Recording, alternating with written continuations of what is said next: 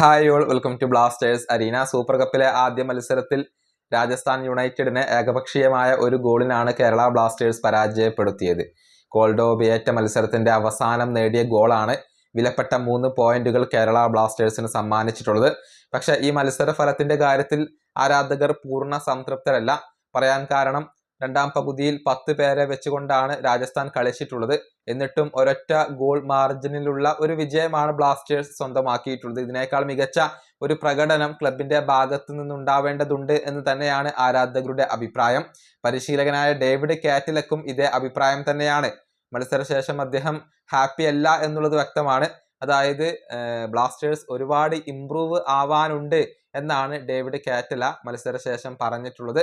അദ്ദേഹത്തിന്റെ വാക്കുകൾ ഇങ്ങനെയാണ്: ഞങ്ങളുടെ മത്സരം ഇംപ്രൂവ് ചെയ്യേണ്ടതുണ്ട്. കാരണം ഞങ്ങൾ കളിക്കാൻ ആഗ്രഹിച്ച രീതി ഇതല്ല, ഇങ്ങനെയല്ല കളിക്കേണ്ടത്. പക്ഷേ എനിക്കുറപ്പുണ്ട് അടുത്ത മത്സരങ്ങളിൽ ഇതിനേക്കാൾ മികച്ച രൂപത്തിൽ ഞങ്ങൾ കളിക്കും എന്നുള്ളത്. ഇതാണ് ഇപ്പോൾ ഡേവിഡ് കാറ്റില പറഞ്ഞിട്ടുള്ളത്. അതായത് അദ്ദേഹം ആഗ്രഹിച്ച രൂപത്തിലുള്ള ഒരു പ്രകടനം പുറത്തെടുക്കാൻ കേരള ബ്ലാസ്റ്റേഴ്സിന് കഴിഞ്ഞിട്ടില്ല എന്നുള്ളതാണ് അദ്ദേഹത്തിന്റെ വാക്കുകളിൽ നിന്നും വ്യക്തമാകുന്നത്. ഏതായാലും ഇനിയിപ്പോൾ അടുത്ത മത്സരത്തിൽ സ്പോർട്ടിംഗ് ക്ലബ്ബ് ഡൽഹിയാണ് കേരള ബ്ലാസ്റ്റേഴ്സിന്റെ എതിരാളികൾ. നവംബർ 3-ാം തീയതിയാണ് ഈ ഒരു മത്സരം നടക്കുക. ആദ്യ മത്സരത്തിൽ മുംബൈ സിറ്റിയോട് ഒരു വലിയ തോൽവിയാണ് ഡൽഹിക്ക് ഏറ്റുവാങ്ങേണ്ടി വന്നിട്ടുള്ളത്. ഈ വീഡിയോ അവസാനിപ്പിക്കുന്നു. അടുത്തൊരു വീണ്ടും കാണാം.